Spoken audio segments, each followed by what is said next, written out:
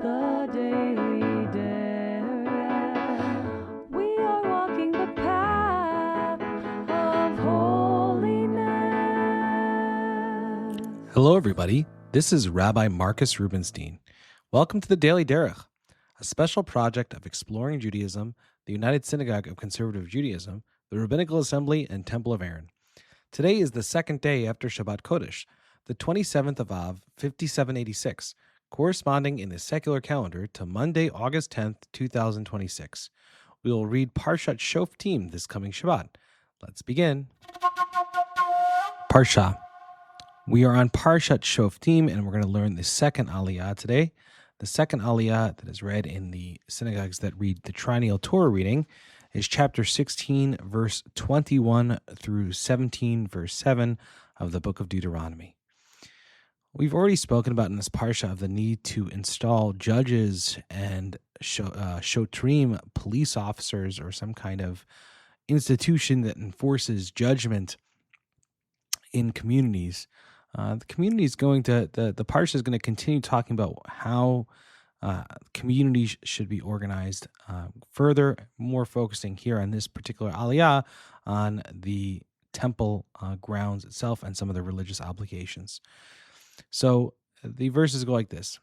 You shall not set up a sacred post, any kind of pole beside the altar of the eternal your God that you make, or erect a stone pillar, for such the eternal your God detests. You shall not sacrifice to the eternal your God an ox or a sheep that has any defect of a serious kind, for that is abhorrent to the eternal your God. If there is found among you in one of the settlements that the eternal your God is giving you, a man or a woman who has affronted the eternal your God, and transgressed the covenant, turning to the worship of other gods, and bowing down to them, to the sun or to the moon or any of the heavenly hosts, something I never commanded, and you have been informed or have learned of it, then you shall make a thorough inquiry. If it is true, the fact is established that that abhorrent thing was perpetrated in Israel.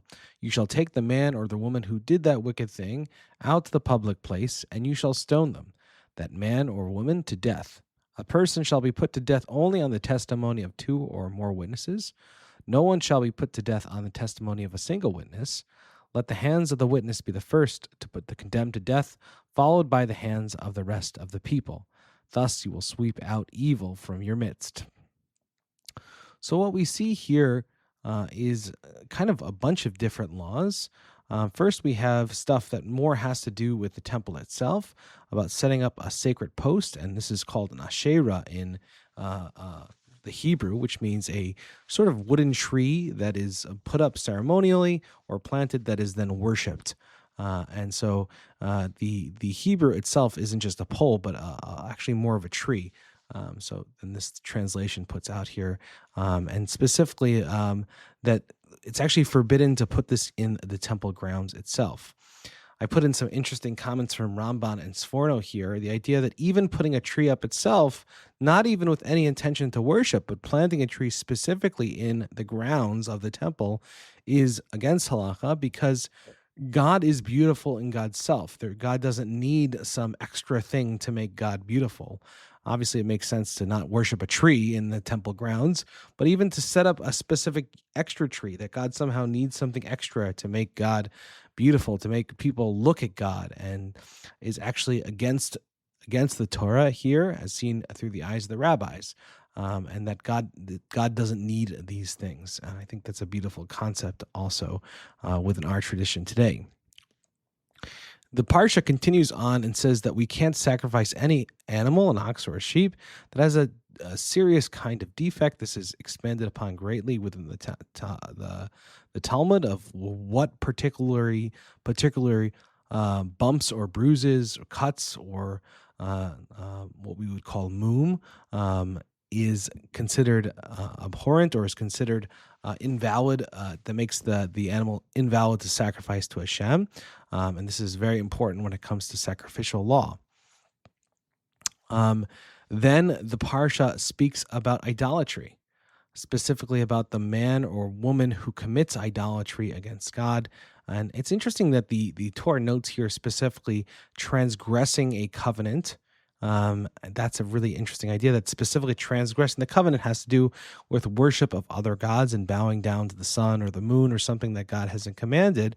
That here is transgressing the covenant. And I think that really shows the centrality of the covenant really is about loyalty to Hashem and loyalty to the relationship. It means that is the only God-man relationship we're supposed to have, not any others. And so that's brought here in, I think, a very beautiful way here. But it's interesting how we talk about how this person is punished. Because you might, of course, say, this is such a bad transgression. It's absolutely horrible. It's the worst thing you can do to God. Worship an idol. These people should immediately be killed once we find out they're doing this, possibly. And it's then when the Torah sort of retreats a little bit and basically says, wait a second, justice still needs to be done correctly. First, and you've been informed or have learned of it, meaning, somebody, it has to become public knowledge. And then you have to actually inquire. You actually have to search if those facts are true. You can't just say, this person's, so they say they did idolatry. It's such a serious sin. We just have to believe them immediately and we have to kill them. No, you have to search. You have to investigate. You have to look very carefully because you're going to be tempted to say, yeah, it's true. This person really did it because it's such a bad thing. But if it is true, the fact is established, that abhorrent thing was perpetrated in Israel, you shall take the man or woman who did that wicked thing out to the public place, and you shall stone them, that man or woman, to death, right? They get the death penalty for doing that. But then we get more interesting laws about how this actually occurs. A person shall be put to death only on the testimony of 2 or more witnesses. No one shall be put to death on the testimony of a single witness. Right? We learn here that someone cannot be that you need 2 witnesses, not just even for, here the Torah specifically talks about in terms of a capital case, but actually in all things, almost in all laws within Judaism, you need 2 witnesses to prove that someone actually did something wrong. There's certain cases where you can establish trust, or that there is sort of a case when you have one witness in some financial cases, but for the most part, this is true. So this law really is expanded. And that's the idea that on just one person saying that one person did something wrong, someone should not be punished. And I think in some ways the most interesting case is the last one. Let the hands of the witness be the first to put the condemned to death, followed by the hands of the rest of the people. Thus you will sweep out evil from your midst. Right? If the person who is going to actually perpetrate the execution, if the person is found to be guilty, needs to be the witness itself. Right? So the person needs to know that you can't just say someone did something and then just sort of walk away from the system. You're going to have to be the one that kills the person that does all of this stuff. And so it puts, I think, a much larger load on the person. So very, very important here, and I think really important in the way justice should be done. Halacha. We're going to now turn to the Mishnah Torah, and we're still in the 4th chapter of the laws of the Rambam on prayer. We're going to learn the 17th and 18th halachot of the Rambam today. So he's continuing to talk about what are the things that prevent prayer from happening, even if you pray at the correct time. And I think this is one that is really important to talk about and often can become an issue in some of our communities and sometimes. A person who is drunk should not pray, because he cannot have proper intention. So the idea is, right, you need to have proper intention to pray. And if you're not able to focus on your purse because you're drunk, right, and categorically this isn't a decision for you to make, right, once you are drunk, right, you cannot have proper intention, right? And this makes sense. You wouldn't be drunk, get drunk if you had to have an important conversation with a president or a king or an important official that you had awe in front of, that was extremely powerful. So therefore, you cannot do the same in front of God. And as Jews, it's really important that we are always sort of ready when it comes to prayer time to be in the presence of Hashem. And importantly, the Rambam says if he does pray, his prayer is an abomination. It's a toivah. Right? It's something that God hates, right? And therefore, I would think not accepted as prayer at that moment. Therefore, he must pray again when he's clear of his drunkenness, right? So, meaning the mitzvah still exists because you have not fulfilled the mitzvah because you prayed when you were drunk. Now, the Rambam makes a difference between being drunk and one who is slightly inebriated. One who is slightly inebriated should not pray, but if he prays, his prayer is prayer. And so there is a categorical difference here between slightly inebriated versus drunk, right? Fully drunk.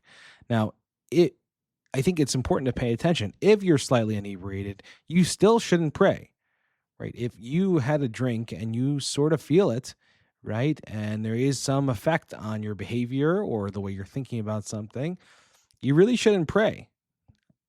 This is from the outset.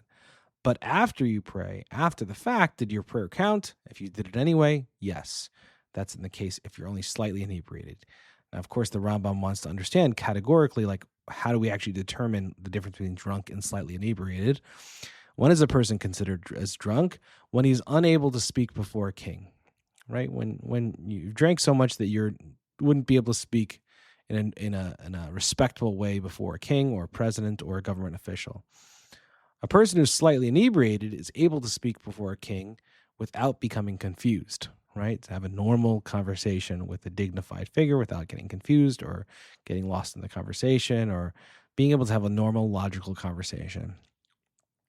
Nevertheless, since he drank a revi'it of wine, he should not pray until his wine has passed from him. So it's important to know, he actually gives a measurement here. So a revi'it in general, just so you know, right?